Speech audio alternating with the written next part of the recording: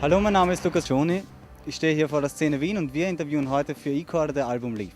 This is Jimmy LaValle from the album Leaf, and you are watching Ecorder. Hello. Hello. Welcome to Vienna. Thank you. Hello.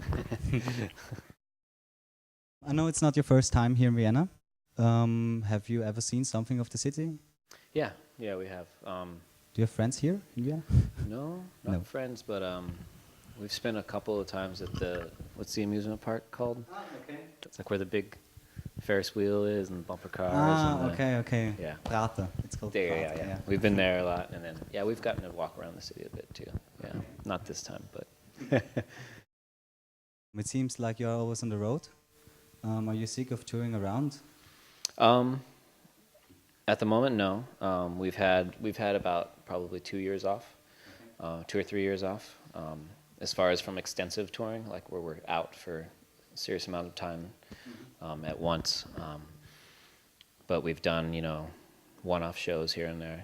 We are generally always, working or touring. Do you like the audience here in Austria? Yeah. It's actually, it's Austria especially has been, it's you notice different things in different places, it's really cool, yeah.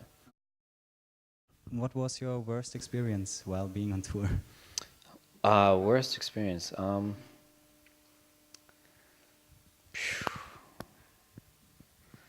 don't know. I guess I block them out of my head or something. Yeah, I mean, I don't know. Through 15 years of touring, there's been, good things, bad things, all kinds of, stuff. I remember maybe like the best and the worst that happened in one day, which was kind of cool. We were an older band of mine called Tristeza. We were playing a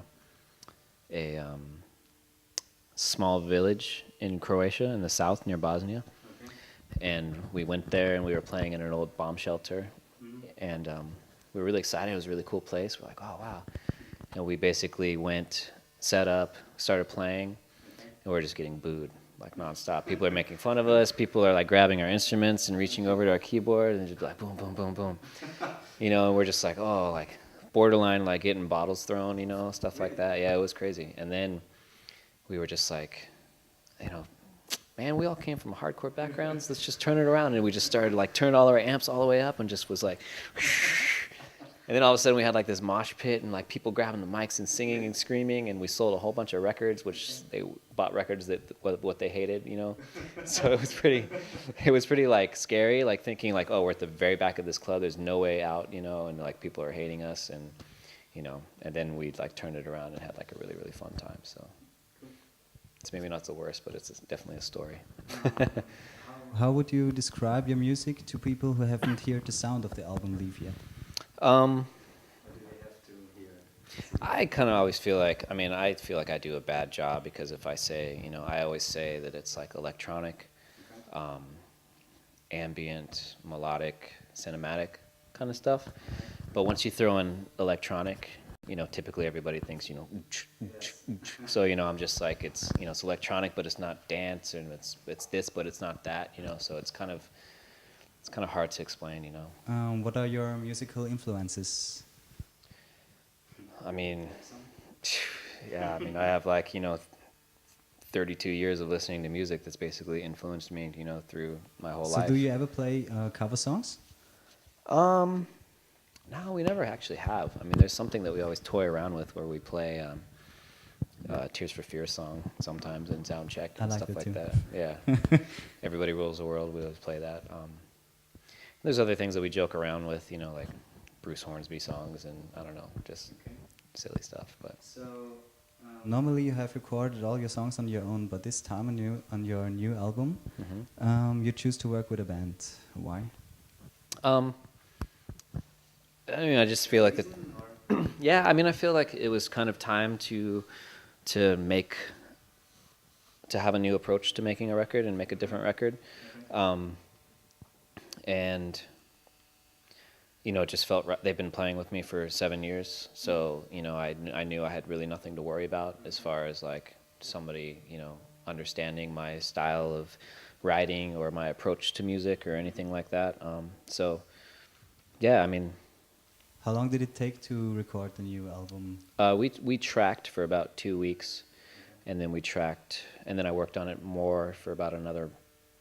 I probably put about 2 months into it, after tracking, and during that time we did vocals and we did other stuff, and then I went to Iceland to mix, and so all in all it took about 4 or 5 months. Okay.